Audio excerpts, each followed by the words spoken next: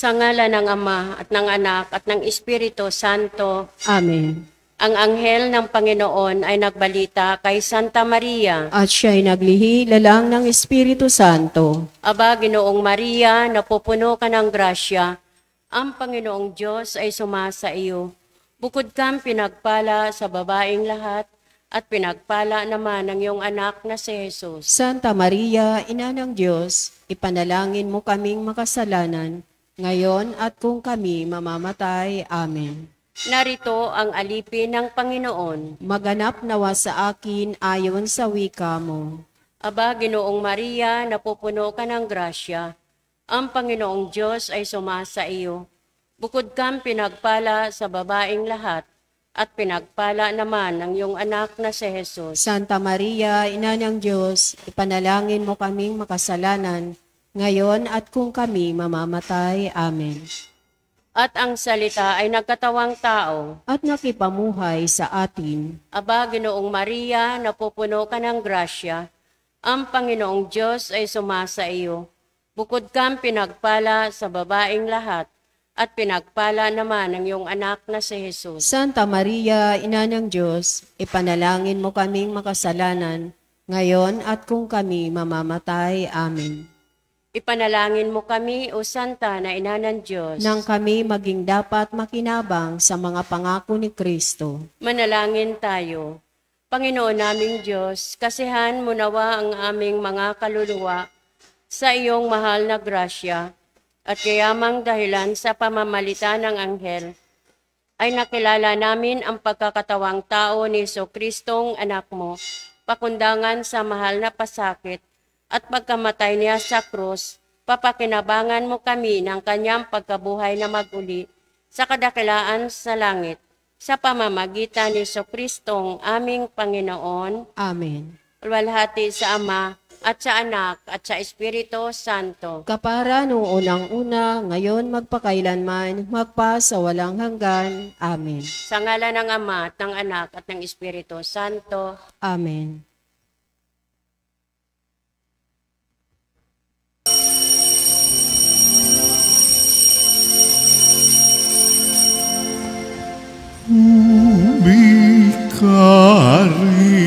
Caritas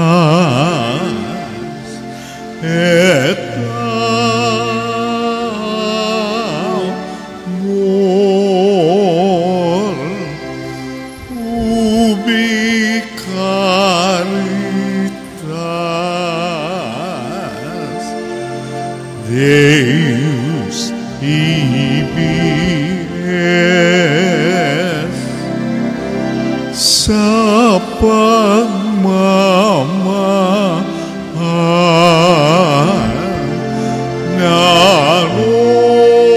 naroroon ng Diyos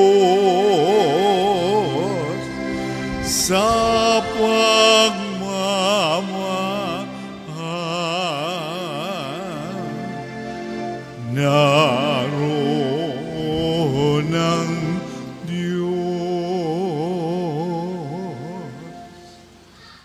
ng Ama at ng Anak at ng Espiritu Santo. Amen. Ang pagpapala ng ating Panginoong Jesucristo, ang pag-ibig ng Diyos Ama, at ang pakikipagkaisa ng Espiritu Santo naway sumainyong lahat. At sumaiyo rin. Mga kapatid, tinipon tayo bilang mga kaanib na angkan ng Diyos, kaya dumulog tayo sa maawaing Panginoong nagpapatawad ng lubos. Sinugong tagapagpagaling sa mga nagsisisi, Panginoon, kaawaan mo kami. Panginoon, kaawaan mo kami. Dumating na tagapaganyayang mga makasalanay magsisi, Kristo, kaawaan mo kami. Kristo, kaawaan mo kami. Nakaluklok ka sa kanan ng Diyos Ama para ipamagitan kami. Panginoon, kaawaan mo kami. Panginoon, kaawaan mo kami. Kaawaan tayo na makapangyarihang Diyos, patawarin tayo sa ating mga kasalanan at patnubayan tayo sa buhay na walang hanggan. Amen. Manalangin tayo. Ama naming makapangyarihan, sa iyong pagmamahal na aming maaasahan, Nagiging dalisay at matibay ang iyong sambayanan. Hindi ito makaiiral kapag hindi mo pinatnubayan. Kaya't sa pagsubaybay mo, lagi mo kaming pangasiwaan sa pamamagitan ni Jesucristo, kasama ng Espiritu Santo, magpasawalang hanggan. Amen. Maupo po ang lahat.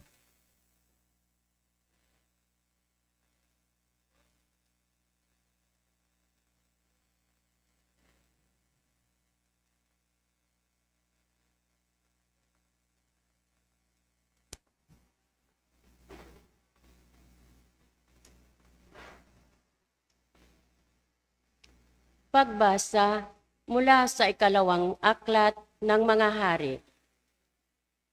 Noong mga araw na iyon, sa Syria ay may isang pinuno ng hukbo na labis na kinalulugdan ng hari pagkat matapang siya, makapangyarihan at pinapatnubayan ng Panginoon, kaya laging magtagumpay ang Syria. Ngunit siya'y kitungin. Siya si Naaman. Minsan ang mga taga-Syria ay nakabihag ng isang babaeng Israelita. Ginawa nila itong katulong ng asawa ni Naaman.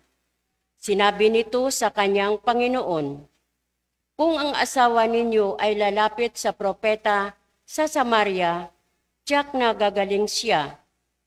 Ang sinabi ng Israelita ay sinabi ng babae kay Naaman. Nagpunta naman ito sa hari at ibinalita ang sinabi ng utusan ng kanyang asawa. Sinabi naman ng hari, "Pumunta ka at pagdadalhin kita ng sulat sa hari ng Israel." At lumakad nga si Naaman.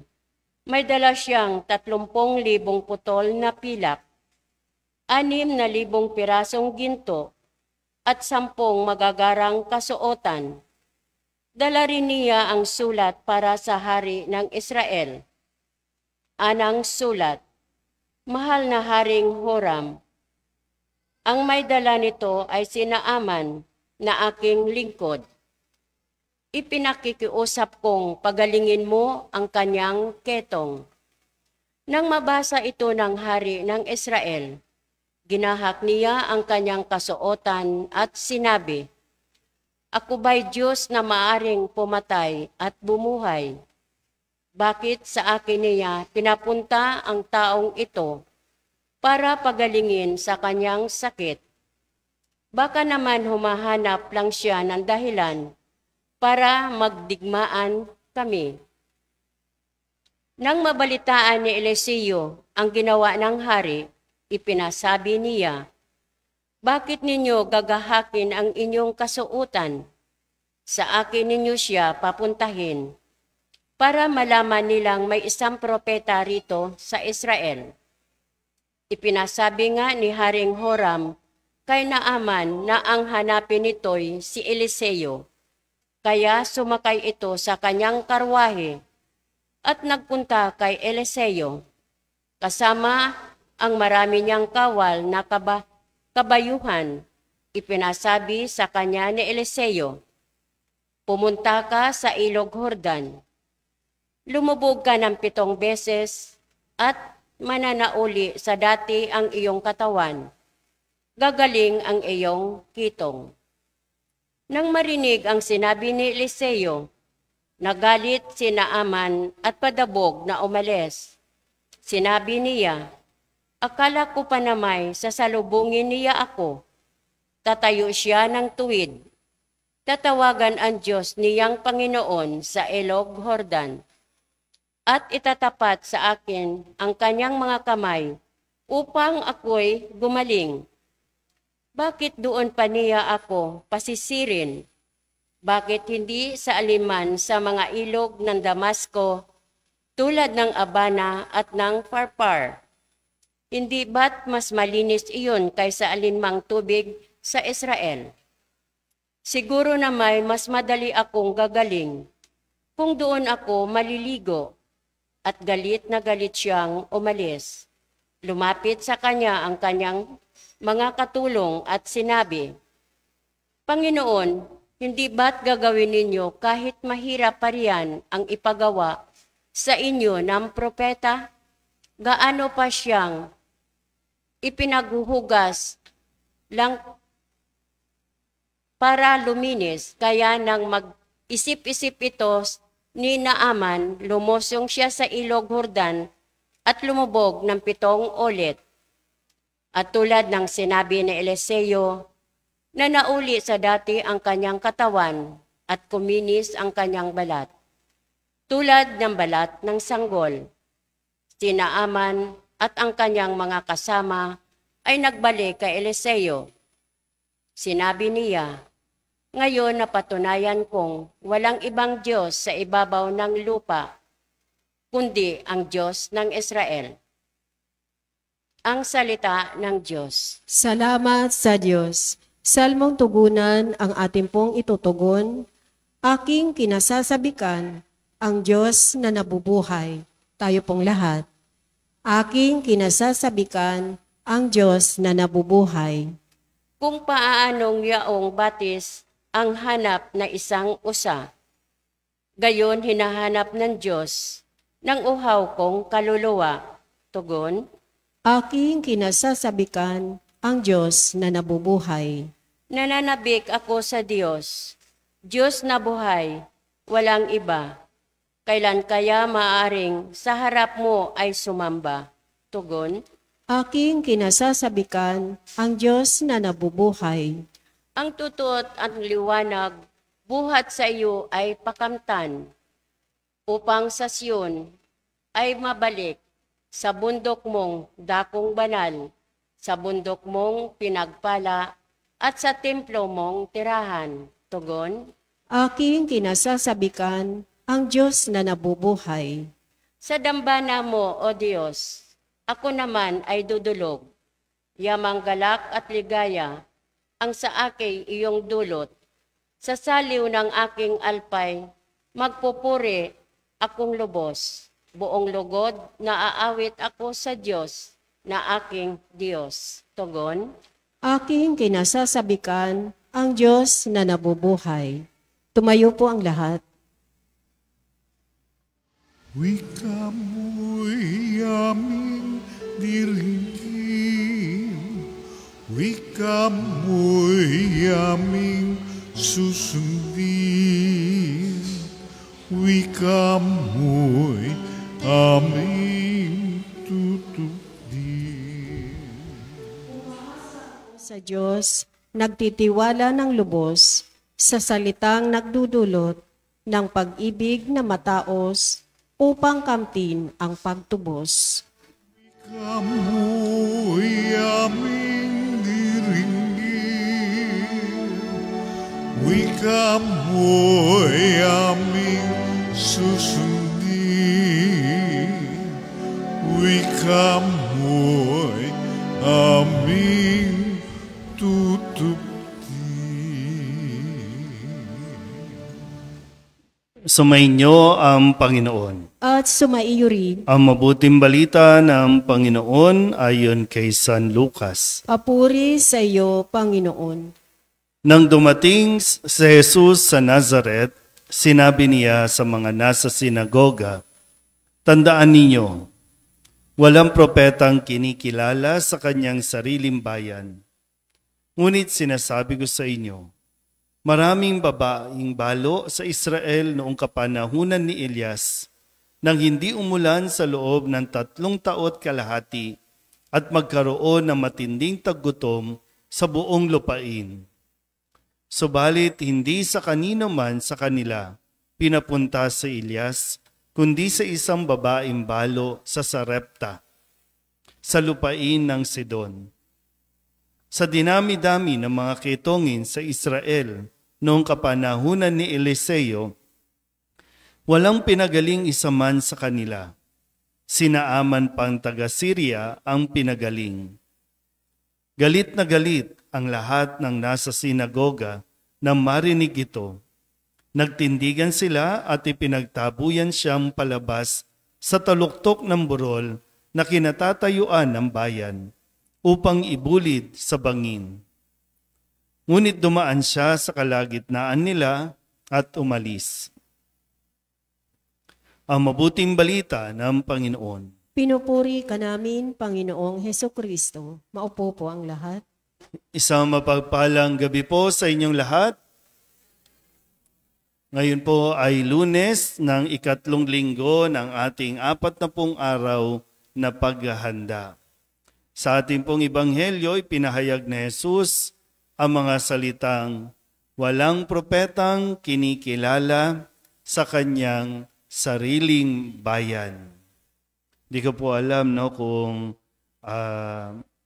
ano ang nangyari para umabot sa punto na sa kanya po mga sinabi, sa kanya mga ipinahayag, ay nagalit ng todo itong mga saga-sinagoga na umabot sa puntong ipinagtabuyan sa Jesus sa labas hanggang sa madala sila doon sa tuktok ng burol at nais siyang ihulog o ibungid sa bangin. Ano ba ang pwedeng magtulak sa isang tao para gawin ito sa isang tao na wala namang ginagawang masama, pero minasama ng mga taong nakarinig sa kanya? Mismong mga kababayan niya ang nagbalak sa kanya ng ganitong bagay. Pero ang ginawa ni Jesus, dumaan lang siya sa gitna nila at umalis. Na isang katotohanan at realidad na nangyayari magpasa hanggang ngayon, na kailangan natin matutunan paano natin haharapin yung mga toxic sa paligid natin. Pag sinabi kasing mga toxic, ito yung mga lalason sa atin, mga lumalason sa ating kapaligiran, lumalason sa pamilya natin kapag pinairal natin itong ganitong ugali. Una, yung mga ugali ng hindi nila matanggap si Jesus. Pag kayo po ba, yung at least sa sarili lang, bakit nahihirapan tayo tanggapin ng isang tao? Wala namang ginagawang masama yan.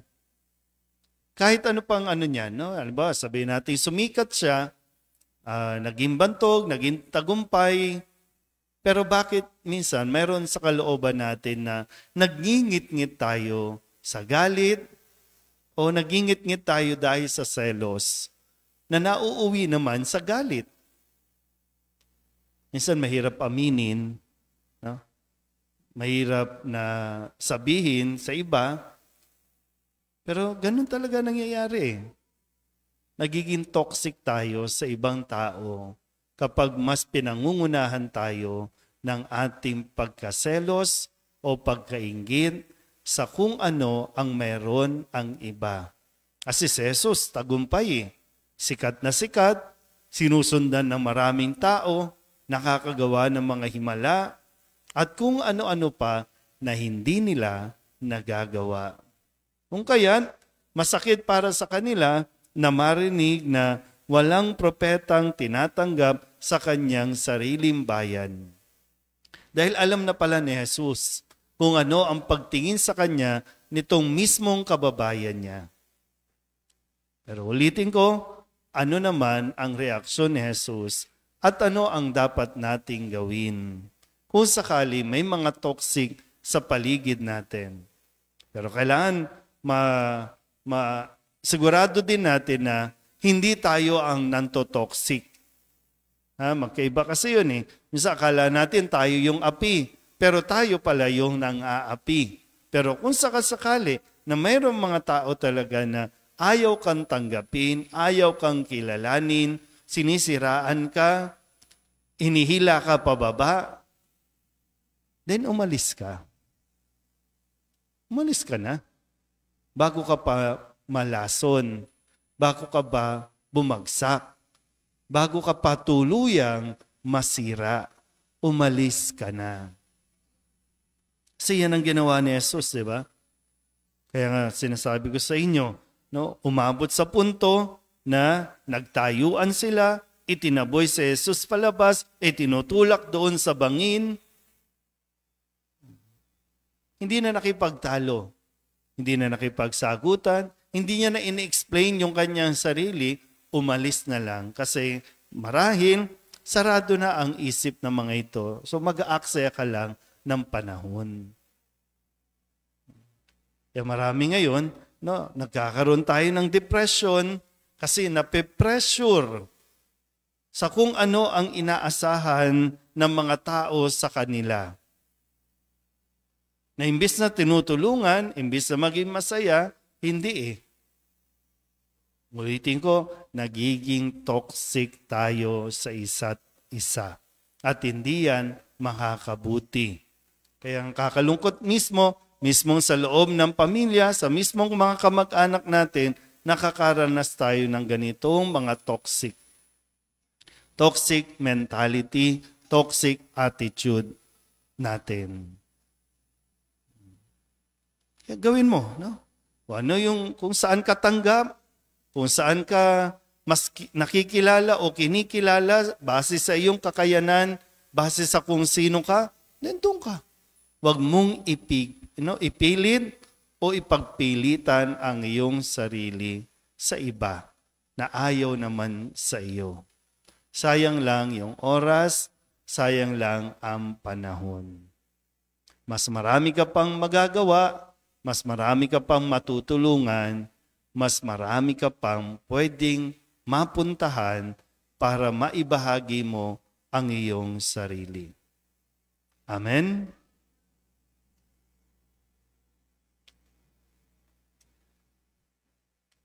Si Jesus ay hindi tinanggap sa kanyang sariling bayan. May pananampalatayang tinatanggap natin siya bilang ating Panginoon at tagapagligtas. At nananalangin tayo sa ngalan niya. Ang ating pong itutugon, Panginoon, dinggin mo ang aming panalangin. Panginoon, dinggin mo ang aming panalangin.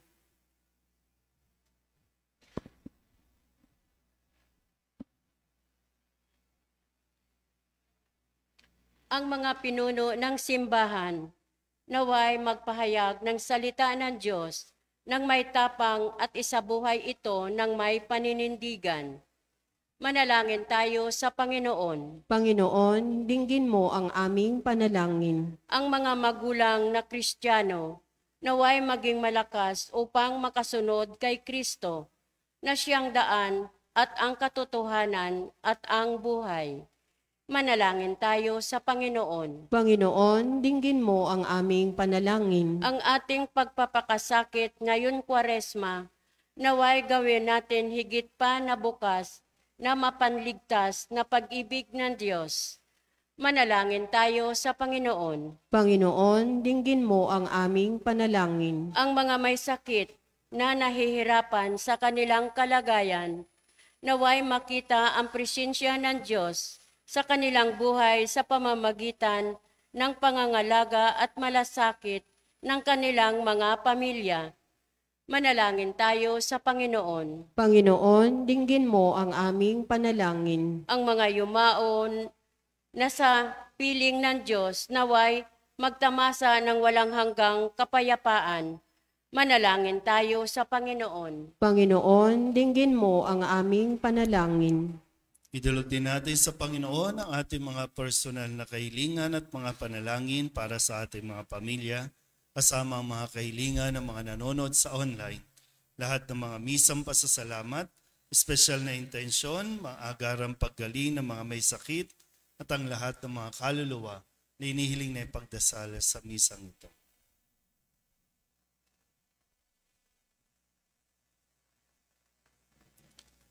Ang lahat ng ito inihiling namin sa ngalan ni Kristong aming Panginoon. Amen. Maupo po ang lahat.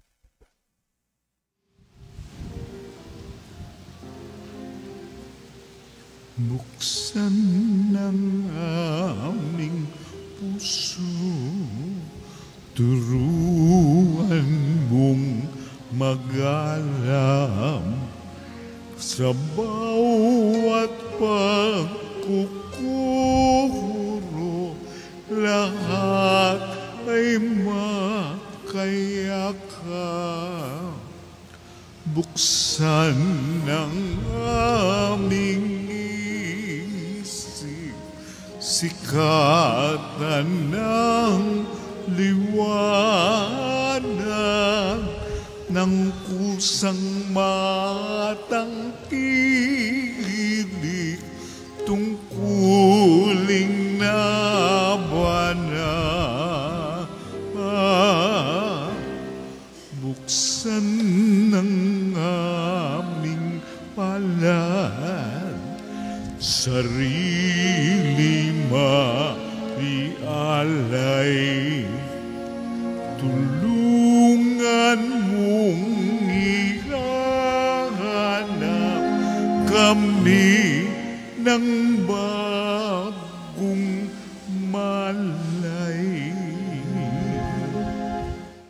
Manalangin kayo mga kapatid upang paghahain natin ay kalugdan ng Diyos Amang makapangyarihan. Tanggapin nawa ng Panginoon itong paghahain sa iyong mga kamay sa kapurihan niya't karangalan sa ating kapakinabangan at sa buong sambayanan niyang banal. Ama naming lumikha, ang aming paglilingkod sa paghahain ngayon ay lubusin mo sa aming pakikinabang sa dulot mong kaligtasan sa pamamagitan ni Jesucristo kasama ng Espiritu Santo magpasawalang hanggan. Amen. Sumainyo ang Panginoon. At sumaiyo rin. Itaas sa Diyos ang inyong puso at diwa. Itinaas na namin sa Panginoon. Pasalamatan natin ang Panginoong ating Diyos. Marapat na siya ay pasalamatan.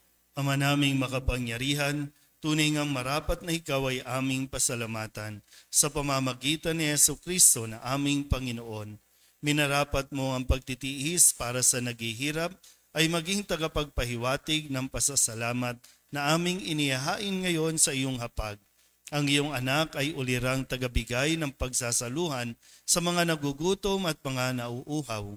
Sa pagsunod namin sa giliw mong anak, ang pagkamaawain mo ay aming ginaganap upang ang pag-iimbot ay mapawing lahat sa aming pag-uugali at gawaing binabalak.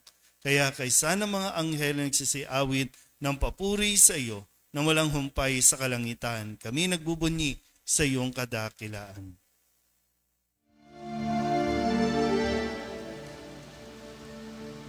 Santo, Santo, Santo, Panginoong Diyos na makapangyarihan, napupuno ang langit at lupa ng kalwalhatian mo. Hosana sa kaitaasan,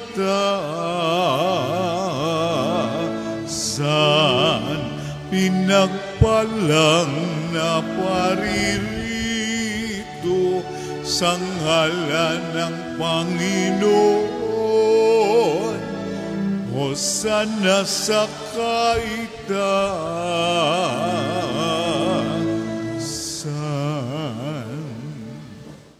Ama naming banal, ikaw ang bukal ng tanang kabanalan.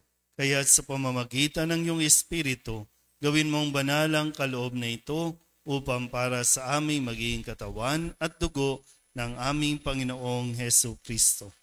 Bago niya pinagtisang kusang loob na maging handog, hinawakan niya ang tinapay, pinasalamatan kaniya, pinaghati-hati niya iyon, iniabot sa kanyang mga alagad at sinabi, tanggapin ninyong lahat ito at kanin, ito ang aking katawan na ihahandog para sa inyo.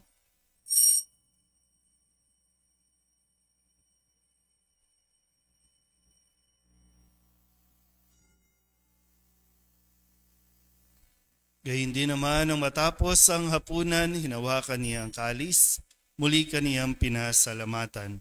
Iniabot niya ang kalis sa kanyang mga alagad at sinabi, tanggapin ninyong lahat ito at inumin. Ito ang kalis ng aking dugo, ng bago at walang hanggang tipan. Ang aking dugo na ibubuhos para sa inyo at para sa lahat sa ikapagpapatawad ng mga kasalanan. Gawin ninyo ito sa pag-alaala sa akin.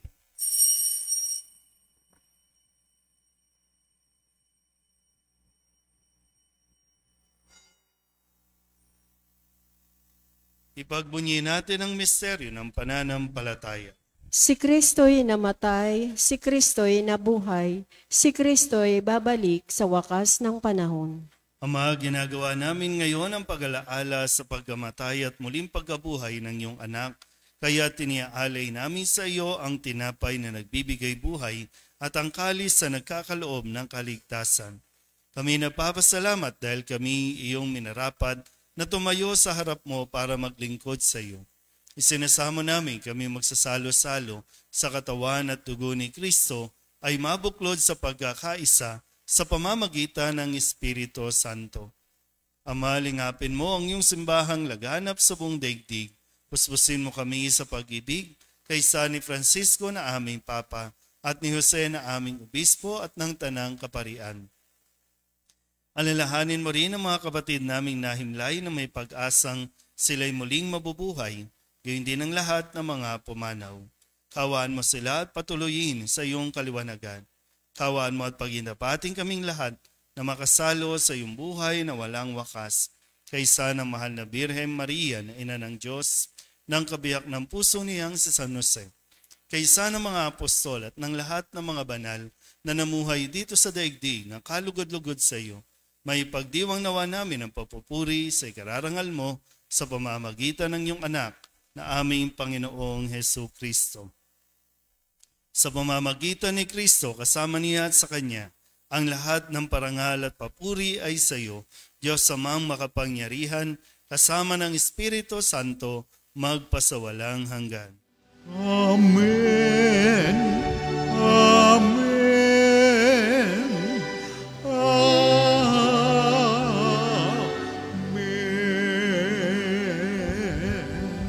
Sa tagubilin ng mga nakagagaling na utos at turo ni Jesus sa Panginoon natin at Diyos, ipahayag natin ang lakas loob.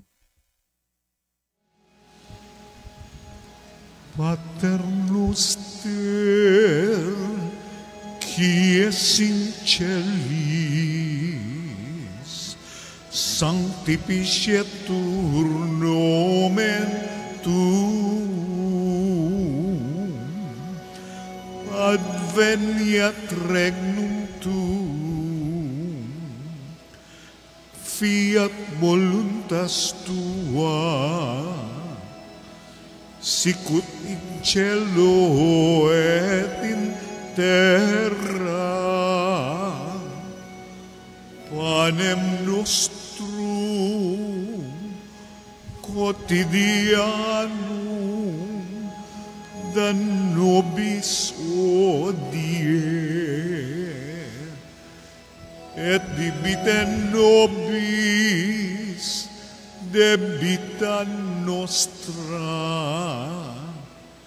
sicut et nos dimittimus debitoribus nostris, et ne nos inducas in tentationem, sed libera nos a malo.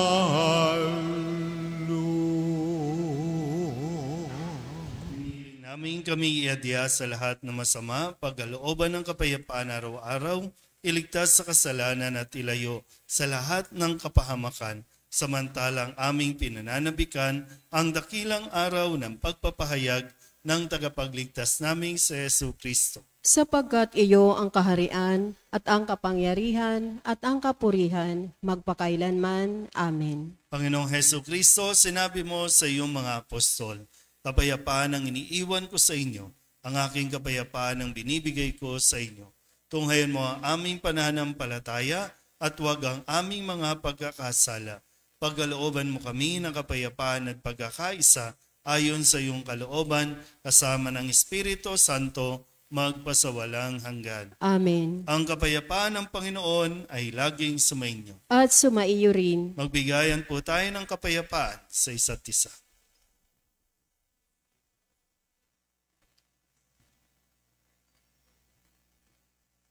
Kordero ng Diyos na nag-aalis ng mga kasalanan ng sanlibutan, maawa ka sa amin. Kordero ng Diyos na nag-aalis ng mga kasalanan ng sanlibutan, maawa ka sa amin. Kordero ng Diyos na nag-aalis ng mga kasalanan ng sanlibutan, ipagkaloob mo sa amin ang kapayapaan. Lumuhod po ang lahat. Ito ang kordero ng Diyos. Ito ang nag-aalis ang kasalanan ng sanlibutan. Mapalad ang mga inaanyayahan sa kanyang piging. Panginoon, hindi ako karapat-dapat na magpatuloy sa iyo, ngunit sa isang salita mo lamang ay gagaling na ako. Katawan ni Kristo. Amen.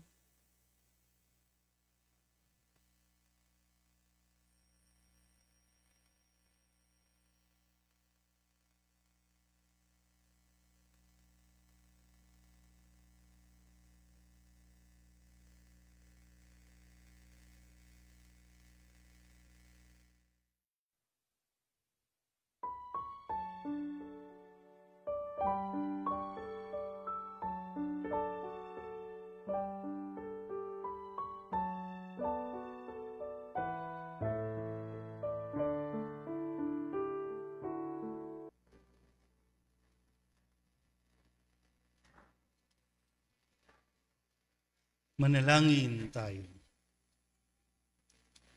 Ama naming mapagmahal, ang pagsasalo namin sa banal na pakikinabang ay magdulot nawa ng kadalisayan at magkaloob ng kapayapaan sa pamamagitan ni Jesucristo kasama ng Espiritu Santo magpasawalang hanggan. Amen. Sumainyo ang Panginoon. At sumaiyo rin. At pagpalain kayo ng makapangyarihang Diyos, Ama at Anak, Espiritu Santo. Amen. Tapos sa banal na misa, humayo tayo sa kapayapaan ni Kristo. Salamat sa Diyos. Magandang gabi po.